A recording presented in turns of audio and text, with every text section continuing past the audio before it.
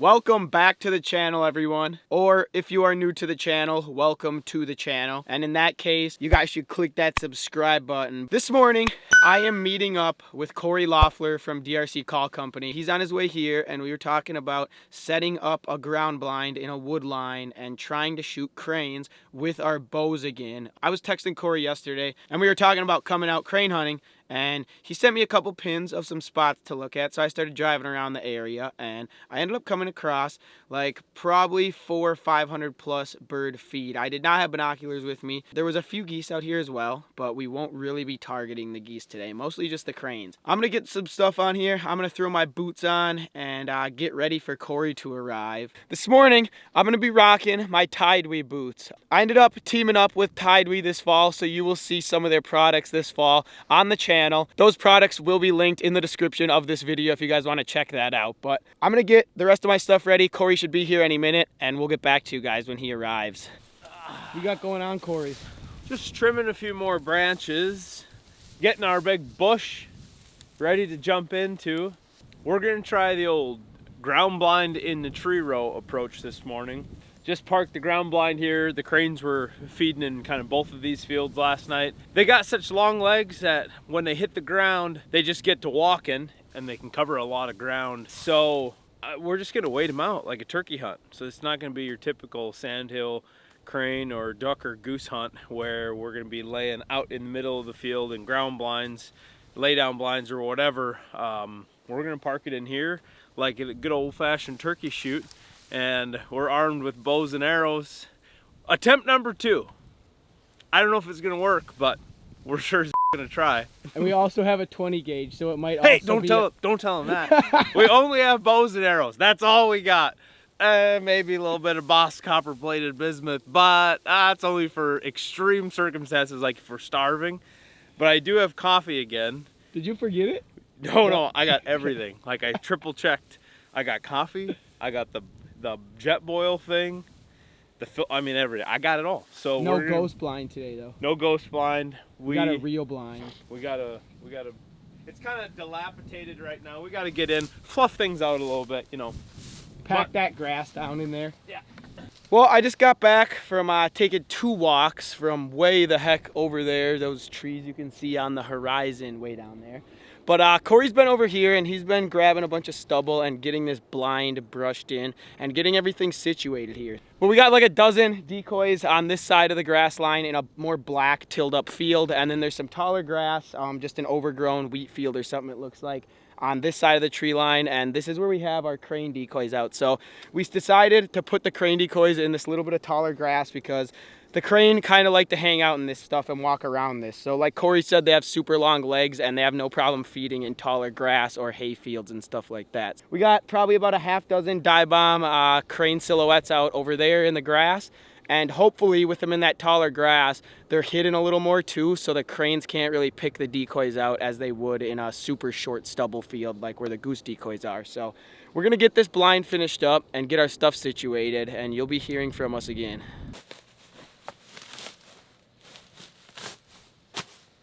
You making a scrape?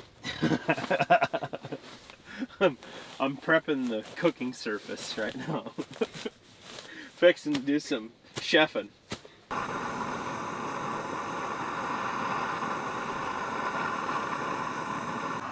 Built for beach days and bonfire nights. Not crane hunting? I'm gonna read the fine print. It might be for crane hunting as well. 15 inches high, 18 long. Oh, Luke remembered his cup this time. And I brought him one right here. You thought I was gonna forget. That's fine dining right there. I can't believe that thing's still in one piece. If you're not from the Midwest, you don't know about Casey's. Well, here's the setup. We got a jet boil. We got water in here heating up. Then I'm gonna put the coffee grounds in there. Brought our Vortex coffee again.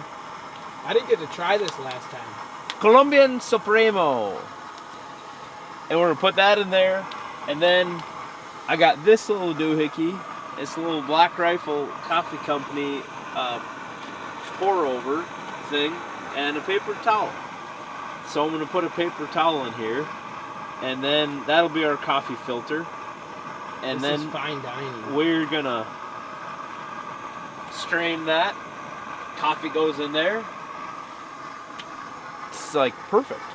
So we just wait on cranes and make coffee and drink coffee. That's crane hunting. That thing is ripping. So water's 212 degrees in there now. But you want it about 190. So put a little about like that. Get her down to about 190. Then in goes the coffee. That's good stuff. Well, that's gonna be a strong batch. Put some hair on your chest. The way you make this stuff is you pour it in there and then you let it sit for about a minute and then you stir it. Obviously didn't bring a spoon, but I do have a small game head. Oh, this one's really dirty. So we'll get this little spoon cleaned up here and then we'll give the old coffee a stir, and in 5 minutes it'll be ready to strain.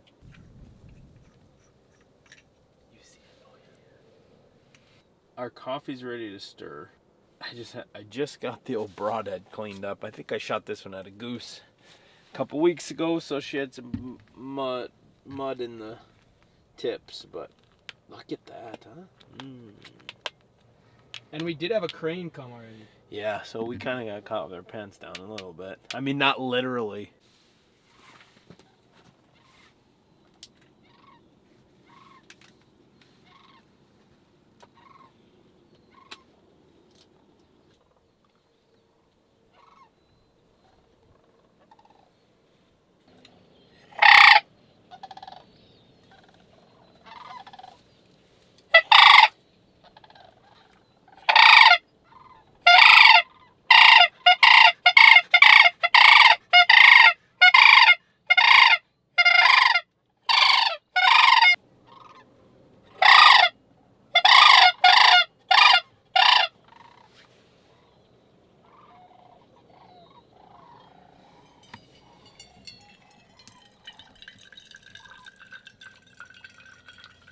We're going for it. We just gotta wait them out. They're landing in fields in either side of us. I mean, a bunch have flown over, like, well within 20 gauge range. The old tar plant. Okay, well, it's like, I don't know, maybe 8 o'clock right now. Oh, we'll find out. Let me check. Cory's gonna confirm. 5 minutes till. He was wrong. Okay, so about 8 o'clock right now, and there's cranes everywhere on either side of us. There are probably over 100 cranes in each field. Hopefully we still got a shot here. These things might bounce around a little bit and come in. You know how we got hot coffee. You know how a donut is set up, where it's got like the hole in the middle, and then all the donut is around the outside? It's kind of what it looks like around here. Like, we're in the middle with no cranes, and then all the cranes are around us in a big ring, about a quarter mile to a half mile away. But the coffee's strong. Oh, it'll wake you up. So we're gonna keep drinking this coffee and probably get super hyper and full of caffeine here because Cory made it really strong. He put like half of the bag in there. What do you think? Oh, yeah. Just have a little cup of coffee in the cream blind, yeah. Old Cogan's at home, just rubbing his wife's shoulders, and we're out here just wishing that we could smash some cranes, yeah. We got the 20 gauge here, we got 2 bows. We're probably gonna bust our little boss shot shells and show him who's the boss, yeah! You know how the crane hunt's going? The coffee's gone. We're both wired. And,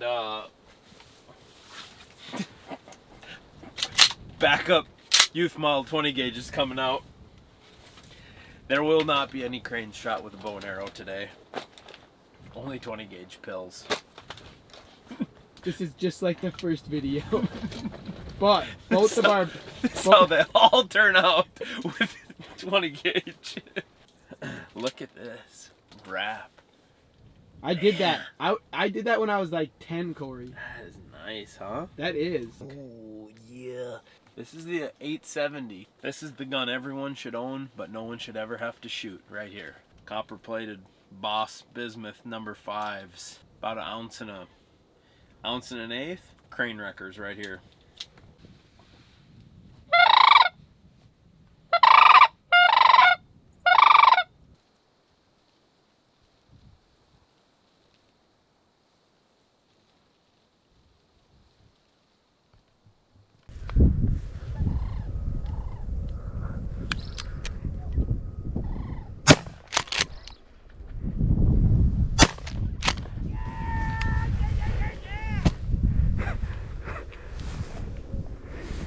There we go.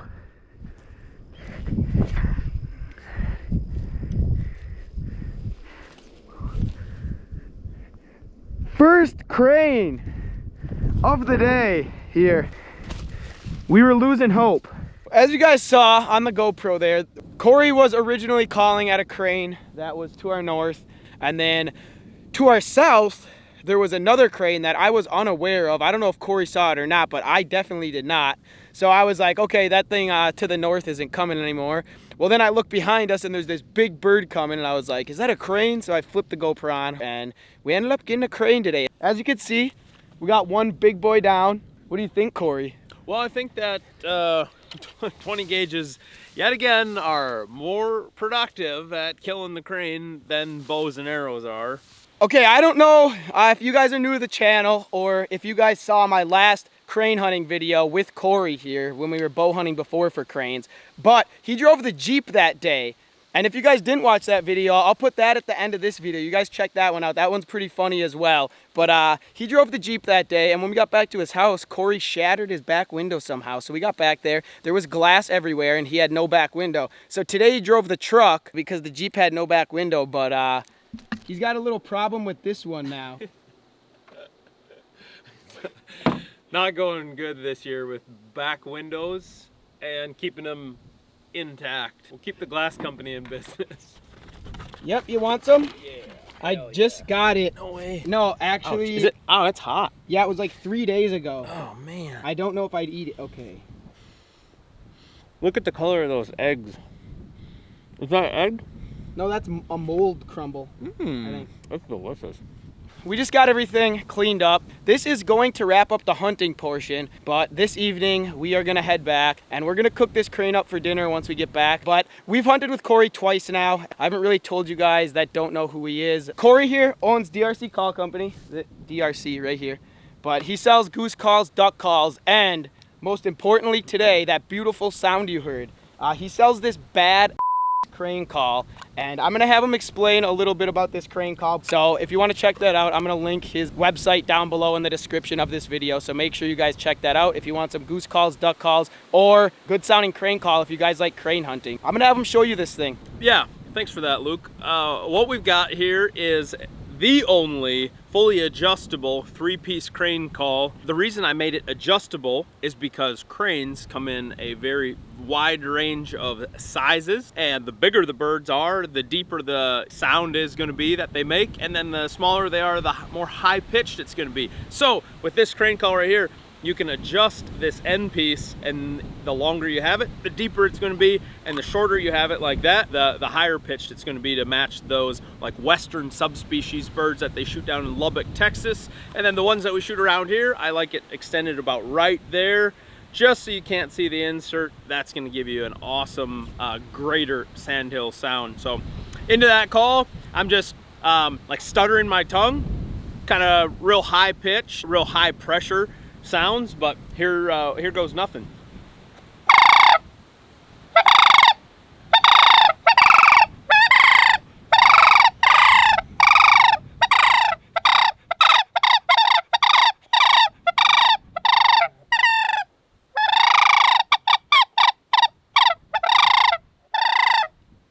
There it is. Well, there you have it. I tried blowing one of those and I do not sound as good. I'm gonna get out of here. I'm gonna go clean this bird up and we'll get back to you guys once we start cooking this bird. We are back in Fargo now, and I got Dustin behind the camera filming this, and we are gonna cook this crane up that we shot yesterday. We went and picked a couple supplies up here. So we got some Hawaiian marinade, and we're gonna try to marinate this stuff probably for an hour or two, not too long. I'm gonna cut this stuff up, clean it up, and we're just gonna be making some crane bites. Just cut it up into little chunks, and then we'll throw that in with all the marinade, and then we'll let it sit in the fridge for probably an hour or two, and then we're gonna start cooking this up. Oh, cut that out. Thought you were experienced. Oh, I am. Want me to cut you? All right, you got to be real careful after you sharpen your knife, because if I just touch this, it's going to start slicing.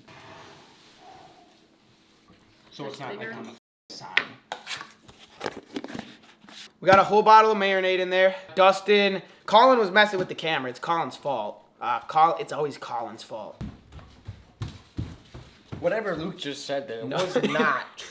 No, it was. It was. It is like 6:30 right now. We're gonna start cooking here. So me and old Carter man here, he's gonna be cooking up some noodles and some pasta. I'm gonna be cooking the crane meat. I'm gonna slice some peppers up here.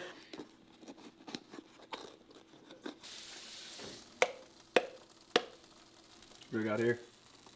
Prego, homestyle Alfredo. 1 part Alfredo. One jug. 1 jug. One jug part. Bertolli. Olive. There you go. Olive and garlic.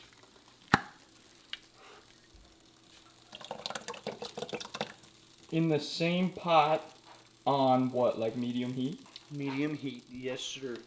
Now we gotta get a little spoon. That looks organized. So organized, you just close your eyes and... No. Almost a spoon. This will work.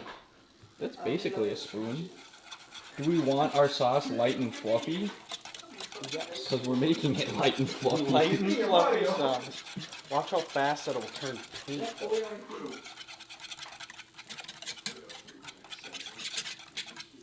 Now you just keep stirring it and stirring it and stirring it, stirring it and stirring it and stirring it.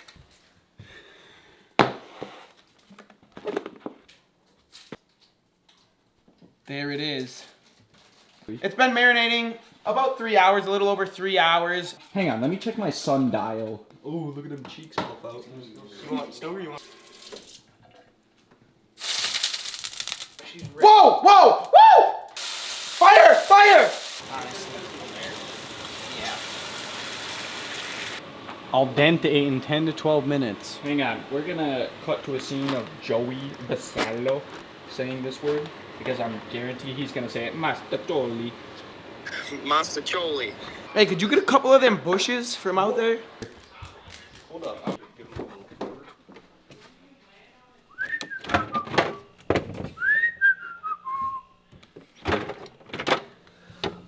Uno, dos, tres. Bush lads for Carter. Well, we didn't find all the birds, so if that tells you anything. Bush light for Mr. Luke. We've never done it.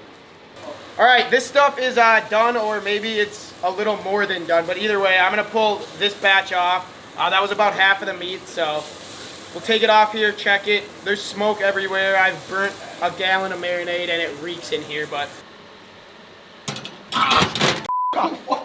I'm trying to get a cinematic slow roll and my hand is just scraping across this hot.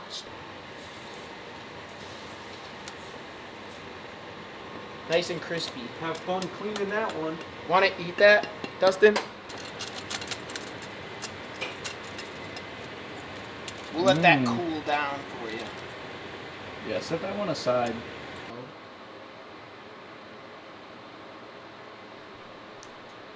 All right. Should I eat the whole thing or just take a bite out of it? I mean, whatever you prefer, you offered. Crispy. Stokes. Clean that up, Stokes. No, come here. That ain't bad. That is looking good. It is. It smells amazing. How is it? So delicious. I mean, It is. the peppers with a little crunch. The meat obviously is delicious. Noodles turned out great. And some toast to top it off. Yeah. And beer. Barley sandwich. What do you think, Carter? You agree? Nothing better. This is your first time having crane. It Right. Dustin was talking about like how he'd rather eat crane over like a sirloin, and now I understand what he's talking about 100%. What about you, Tanner? You liking it? Yeah, it's also my first time having it, and I think I'm probably gonna switch over to crane hunting now. Liv, I highly recommend you guys getting out and I'll just.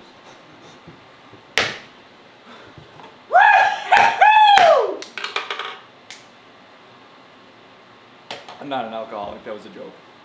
So if you guys are fortunate enough to be able to hunt cranes in your area, I highly recommend doing it because they taste amazing. Yeah, it was pretty good. Now But, you guys you know, do the dishes. crane's great and all, but one time I did pan fry some goose with some salt and pepper, and that's probably top 10 up there. Did you actually do that? I did. And it was good? No, it was terrible. Oh, okay. I couldn't get the taste out of my mouth for like 3 days, so don't do that. Eat crane. Well, you heard all the information that you were going to hear from this video. So we will see you guys on the next one, and maybe we'll have some more information for you guys, or we're just going to have some more stupidity. But either way, subscribe to the channel, like the video, and we will see you on the next video. Woo! Say it.